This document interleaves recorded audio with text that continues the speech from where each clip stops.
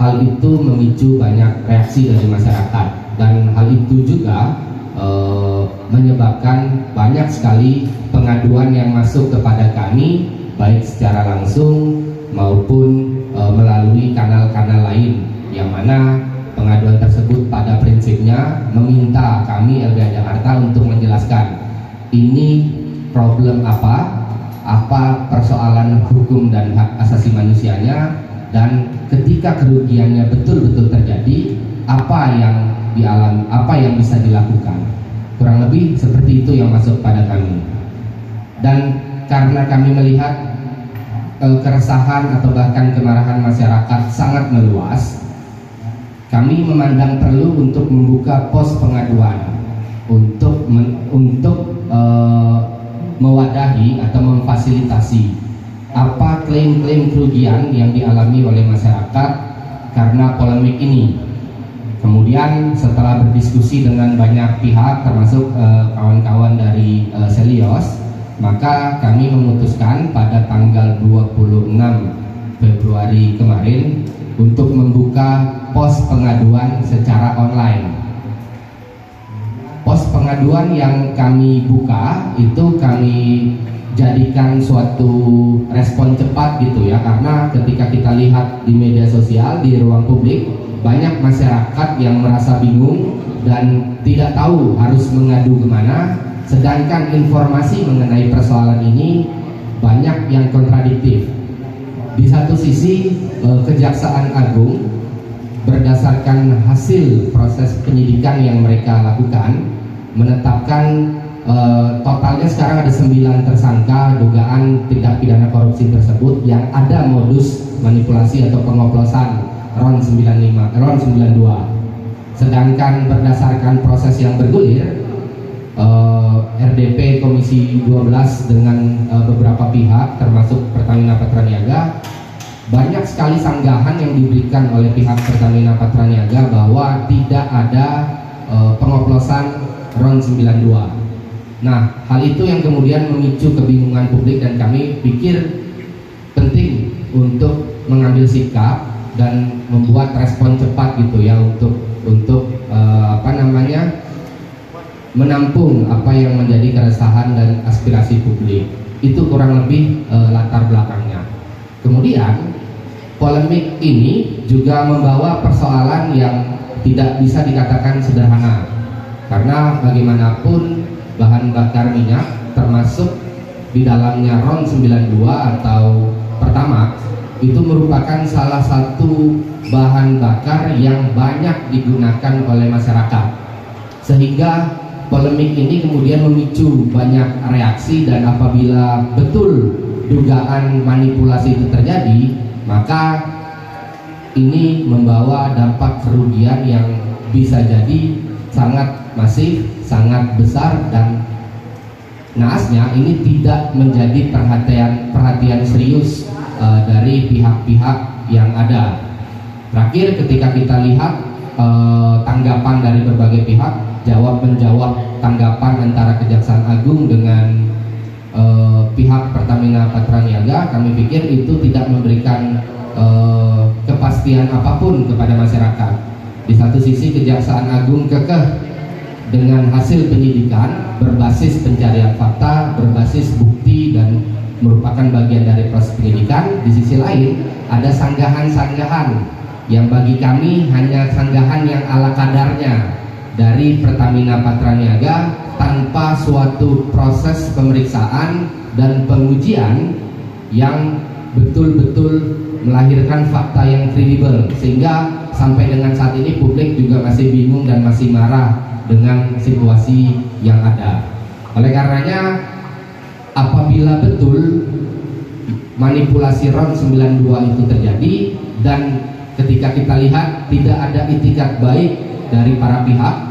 baik itu pemerintah yang punya hajat dalam konteks kebijakan maupun pengawasan,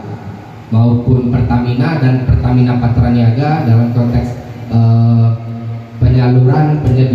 penyediaan dan distribusi bahan bakar minyak, yaitu Pertamax, maka hal ini tentu membawa ketidakpastian bagi masyarakat, karena dugaan pelanggaran hak konsumennya itu sangat masif. Adapun beberapa hal yang kami nilai sebagai pelanggaran dan tujuan dari pos ini adalah untuk memastikan itu apakah betul ada dampak dan pelanggaran yang kemudian dialami oleh masyarakat, yaitu mulai dari hak konsumen untuk mendapatkan informasi yang jelas, lengkap, jujur, dan komprehensif, yang mana hal tersebut pasti terlanggar karena manipulasi RON 92 atau istilah yang digunakan dan berkembang adalah blending gitu ya, yang dilakukan di depo atau storage Pertamina. Kemudian ada barang atau jasa yang tidak sesuai nilai tukar atau nilai tambah gitu ya, yang mana itu seharusnya dijamin kualitasnya dan dijamin penyediaan maupun penikmatannya bagi masyarakat.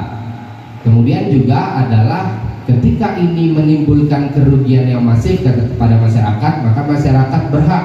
untuk mendapatkan pemulihan mulai dari ganti rugi hingga kompensasi. Tapi hingga saat ini sekali lagi kami sampaikan tidak ada kejelasan mengenai hal tersebut.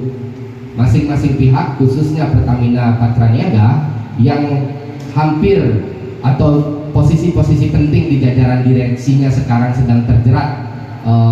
dugaan tindak pidana korupsi, justru menyampaikan berbagai macam cara untuk menyanggah dugaan-dugaan atau apa yang disampaikan oleh kejaksaan berdasarkan hasil proses penyidikannya yang saat ini sedang bergulir, dan berdasarkan beberapa keterangan para ahli ini bisa jadi bertambah karena ini adalah mega korupsi dengan nilai kerugian keuangan negara yang ditaksir memiliki nilai yang sangat fantastis gitu ya. Satu tahun saja ada 193,7 triliun gitu. Dan mungkin kalkulator kita tidak cukup untuk menghitung itu, tapi hal itulah yang kemudian disampaikan oleh kejaksaan. Nah, bagi kami persoalan ini atau polemik ini harus juga menempatkan kepentingan masyarakat atau kepentingan publik sebagai kepentingan yang paling utama, karena perdebatan yang ada hanya perdebatan yang sifatnya teknis soal blending itu boleh atau enggak, pengoplosan itu konotasi yang negatif, yang mana bagi kami ini cuman cara untuk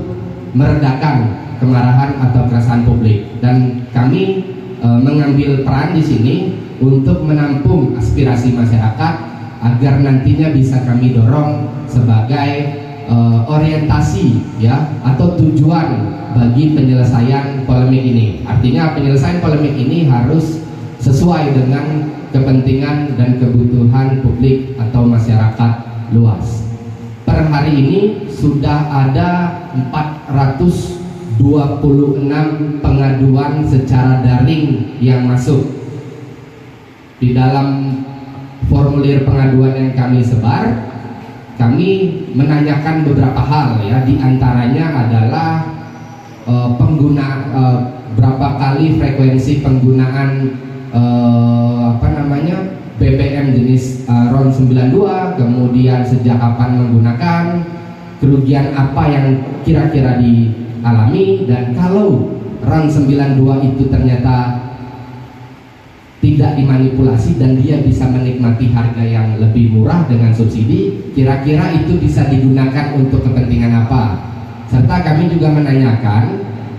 bagaimana mekanisme pengawasan atau partisipasi publik yang ideal untuk mencegah keberulangan ya, agar peristiwa-peristiwa serupa ke depan bisa dievaluasi dan tidak terjadi lagi. Dan hari ini, meskipun kami sudah buka sejak tanggal 26 secara daring, hari ini berdasarkan masukan dan